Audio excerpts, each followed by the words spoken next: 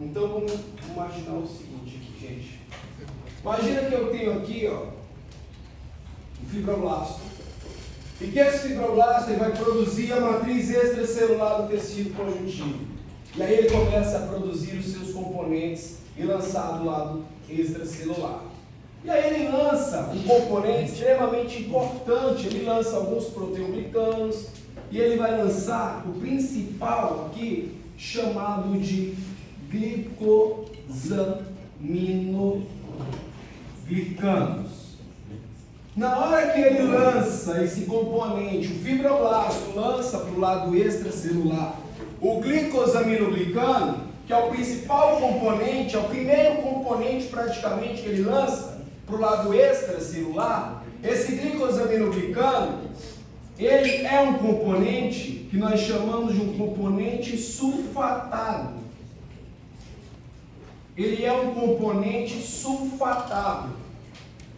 E o que significa eu dizer que o glicosaminoglicano é sulfatado? Que ele tem sulfato. Se ele tem sulfato, ele tem carga elétrica negativa. Se ele tem sulfato, então a carga elétrica dele é negativa. E o que significa? Significa se a carga elétrica dele é negativa, ele vai começar a atrair, por exemplo, quem tem carga positiva.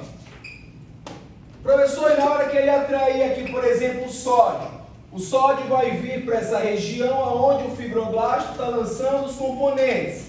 Na hora que o sódio vem para essa região, ele acaba que o sódio ele está atrelado à molécula de H2O.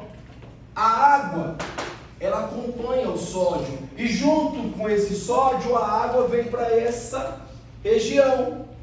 E quando então eu começo a lançar glicosaminoglicanos, proteoglicanos, algumas glicoproteínas nessa região extracelular, o sódio traz consigo água. E a água, ela vai diluir todos esses componentes. A água vai diluir glicosaminoglicano, proteoglicanos, glicoproteínas, tudo será diluído, formando uma matriz, uma gelatina. É como se de fato você pegasse aquela gelatina, colocasse, adicionasse água, mexesse, depois ela formaria uma gelatina. É o que vai acontecer aqui.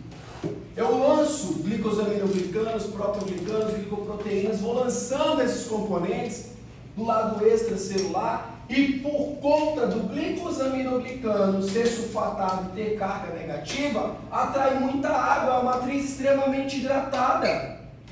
E o nome dessa água que é atraída, que dilui os componentes formando uma matriz gelatinosa chamada de substância fundamental amorfa, chama-se água de solvatação.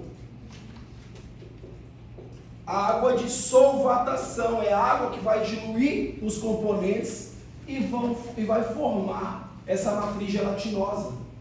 Então a primeira matriz que foi formada aqui, ó, é uma matriz gelatinosa sem forma nenhuma, por isso que nós chamamos de substância fundamental amorfa. E a substância fundamental amorfa é a primeira matriz e ela tem o componente mais importante dela chamado de glicosaminoglicano. Primeira matriz a ser produzida é uma gelatina. Professor, essa gelatina foi produzida, não tem fibra nenhuma, não tem. Principal componente é o glicosaminoglicano. Agora esse fibroblasto ele começa a produzir, por exemplo, as fibras. E na hora que ele começar a pegar proteínas de base, tipo colágeno, e polimerizar colágeno, polimerizar elastina, você vai perceber que vão formar cadeias, polímeros, que serão inseridos aonde? Dentro dessa matriz gelatinosa. É como se eu tivesse uma gelatina e fibras, é como se eu pegasse palitos e adicionasse no interior dessa matriz. É como se eu inserisse pequenos palitos aonde? Na gelatina.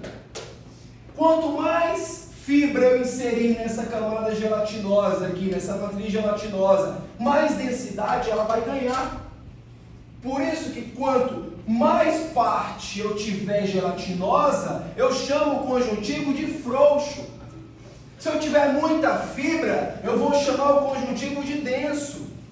Quem garante a frouxidão ou a densidade do tecido é a quantidade do constituinte. Se eu tenho mais matriz não fibrilar, é óbvio que o tecido vai ser frouxo, delicado, sensível. E se eu adicionar muita fibra aqui, eu vou ter um tecido denso, que garante uma maior resistência, uma maior elasticidade, dependendo da fibra em que eu vou inserir. Então a primeira matriz produzida é uma gelatina.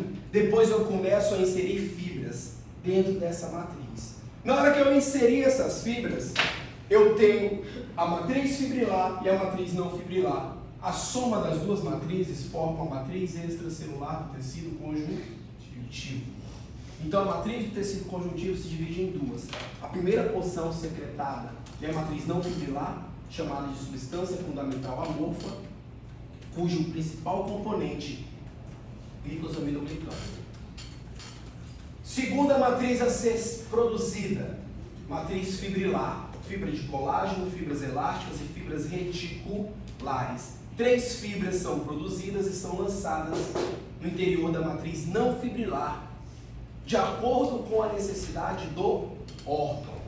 Professor, se eu estou produzindo uma matriz e eu quiser produzir uma matriz de um órgão que vai executar, vamos imaginar uma coisa, a epiglote de vocês.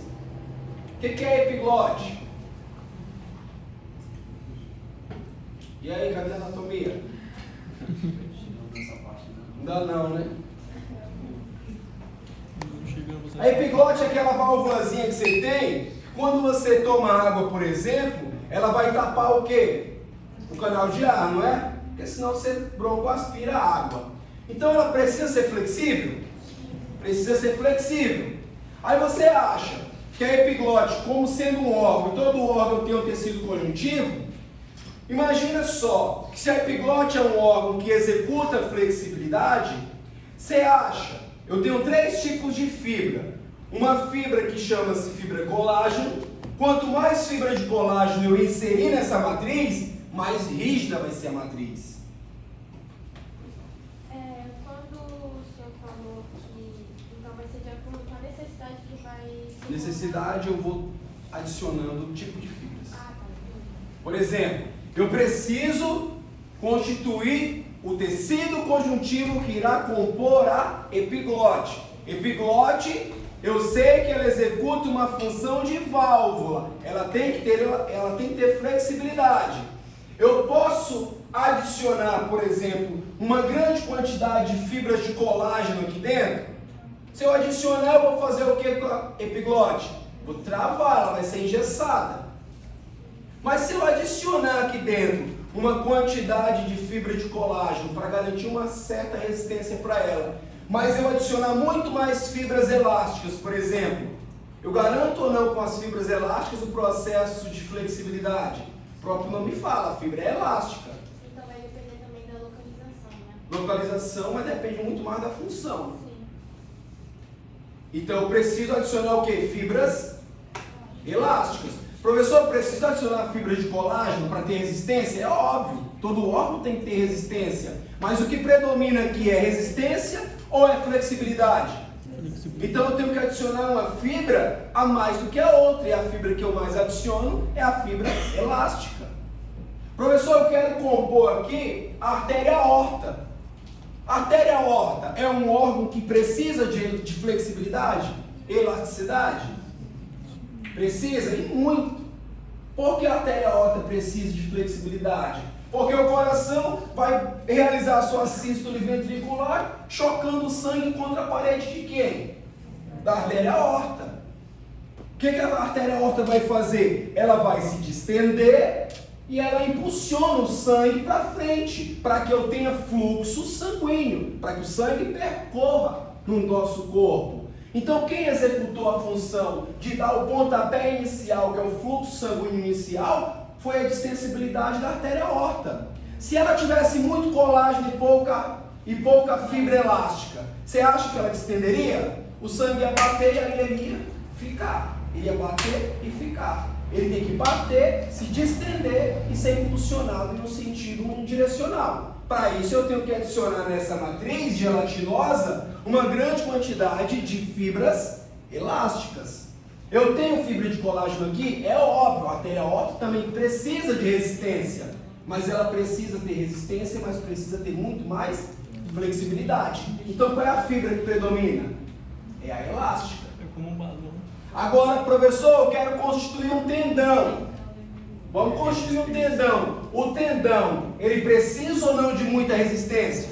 Sim. Precisa, porque para você ter mobilidade, quando o teu ventre muscular contrai, repuxando a alavanca óssea para que você tenha mobilidade, é óbvio que eu tenho que ter uma resistência muito grande. E aí o que acontece? Você acha que eu vou adicionar em uma matriz gelatinosa, que eu estou constituindo um tendão, muita fibra elástica, ou eu tenho que colocar muito mais fibra de colágeno aqui? Colágeno, porque aí eu garanto a resistência. Então perceba que as matrizes extracelulares do tecido conjuntivo possuem as mesmas fibras, só que em quantidades diferentes dependendo da necessidade do órgão. Todos os órgãos vão ter esses dois tipos? As três, inclusive. Reticular também. Não, quando eu perguntar do tecido conjuntivo frouxo e denso, todos vão ter isso. Todos vão ter, só que em quantidades diferentes. Mas o que muda vai ser o frouxo, não o denso. Ou os dois vão Com relação a? A fibra, tipo, você falou, adicionar a fibra de colágeno. O frouxo também tem fibra. Só que pouquíssima fibra quando eu comparo com a substância fundamental amorfa. Mas tem fibra. Todos têm fibras. Independente se é frouxo ou não é, o frouxo ele tem. Mas por que ele é frouxo então? Porque ele tem pouca fibra e muita substância gelatinosa. Então, tipo assim, a gente vai diferenciar ele pelas fibras, não pela matriz frouxa, não pelo conjuntivo frouxo ou denso. Mas é porque de acordo com as matrizes você vai caracterizar. Se você na hora que está numa lâmina de histologia percebe que tem muito mais parte branca, porque a substância fundamental amorfa fica branca. As fibras de colágeno, por exemplo, elas coloram de rosa. Na hora que você visualizar rosa, é fibra colágeno. Branco, substância fundamental amorfa. Quem é que tem mais, branco ou rosa? Você vai falar branco. Então, se tem mais branco, o tecido é conjuntivo denso ou frouxo? Frouxo. Se você, eu já vou mostrar as imagens. Se você falar assim, professor, não, tá tudo praticamente rosa, tem só umas porções brancas, que predomina é substância fundamental amorfa ou fibras? Então o tecido é denso, de acordo com a quantidade que predomina. E aí, lógico, eu tenho 3 tipos de fibra.